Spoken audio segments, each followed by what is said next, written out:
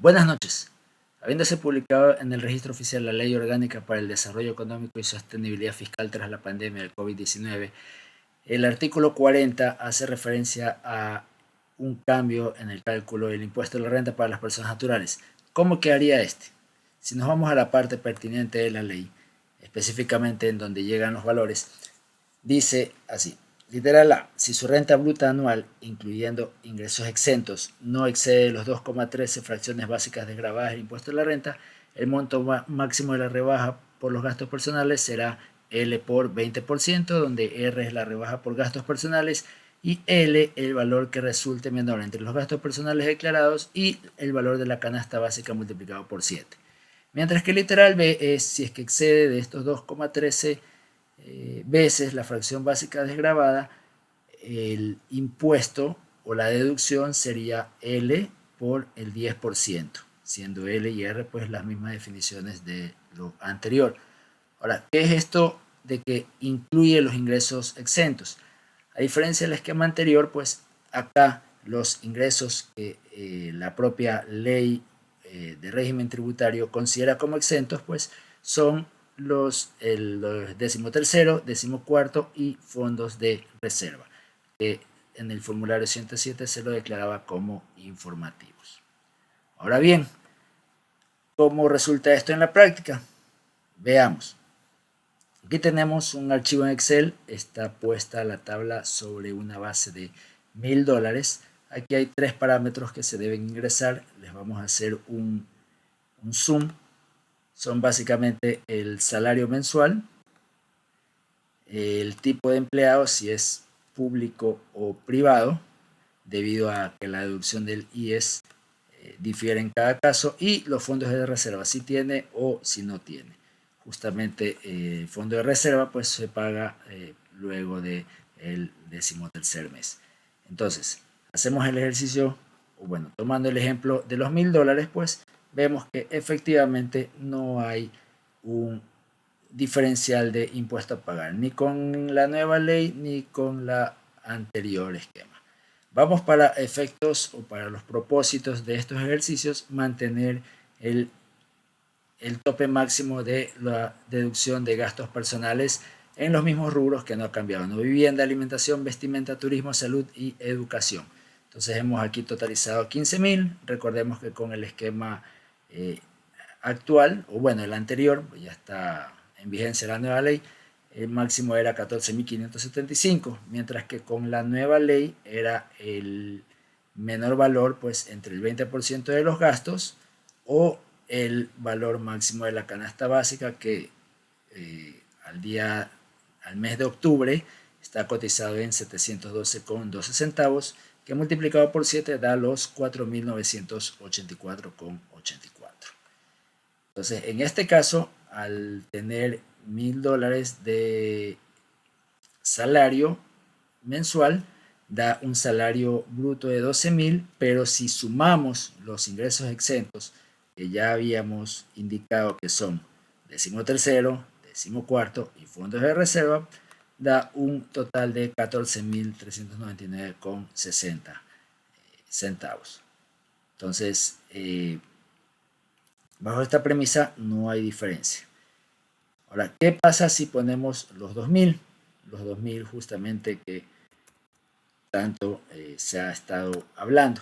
Entonces, al poner 2000 para un trabajador privado, que evidentemente son mayoría, tenemos que el salario anual es 24.000, el salario bruto incluidos los exentos son 28.399, que excede y por mucho el factor de 2,13 veces la fracción básica, que da 24.090,30 centavos.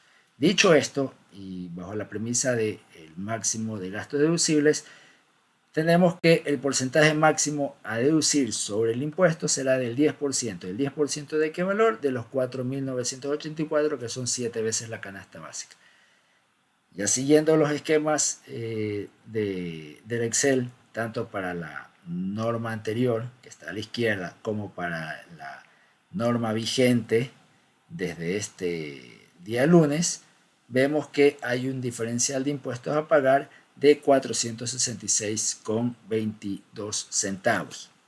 Este sería el incremento del impuesto para la persona que trabaja en el sector privado y gana $2.000 mensuales, lo que implica un incremento mensual de 3.885. Si hacemos el ejercicio con $3.000, resulta que en el esquema actual, ya obviándonos la explicación, pagaba en el esquema anterior $531 de impuesto. En el esquema vigente desde este lunes paga $2.144, lo que implica un incremento de $1.613 o $134 al mes. Si nos vamos con 4.500, lo mismo, tenemos un salario bruto incluido exento de $63.000. Yéndonos hacia abajo, tenemos con la ley anterior 2.872 pagaba, con la ley vigente ahora paga 5.767, o lo que es un incremento del 2.894,76. Básicamente es casi un poquito más del doble de lo que pagaba anteriormente por concepto de impuesto a la renta. Y así podemos ir haciendo los ejercicios, pero veamos entonces cuál es la base, ¿no? Básicamente la clave está en este valor, en este factor, el 2.13 veces la fracción básica, que es de 24.090. Entonces tendríamos que ver el número, un número tal que, llegado a sumado los ingresos exentos, pues nos den estos 24.090. Y tanteando, pues si llegamos, por ejemplo, ponemos 1.850, vemos que igual se pasa, gracias a que obviamente la persona percibe fondos de reserva. Incluso con 1.850 pagaría un excedente de 267,57. Si le ponemos, por ejemplo, 1.600, ya con 1.600, pues evidentemente es menor el salario bruto incluido los exentos, y aquí sí se ve el beneficio, porque el máximo a deducir ya se sube al 20% de acuerdo a la fórmula del artículo 40, y en los dos casos, tanto en la ley anterior como en la ley actual, no pagaría impuesto alguno. Si le ponemos, por ejemplo, 1.700, vemos que aquí ya se pasa el salario bruto de los 2,13 veces la fracción básica, y con 1.700 ya pagaría un impuesto deduciendo el máximo de gastos de 71,98, o lo que equivale a $6 al mes. ¿Cuál es el punto de equilibrio?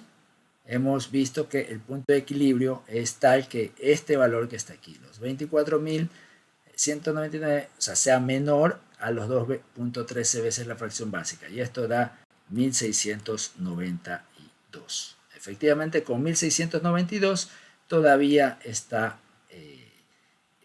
exento de pagar impuestos, bajo la premisa, insisto, de la deducción máxima de gastos. Si le pongo $1 más, 1.693, ya vemos que se sobrepasa el porcentaje de máxima deducción, baja del 20 al 10%, y evidentemente ya el crédito tributario cae también a la mitad, lo cual da un impuesto a pagar de 62,85.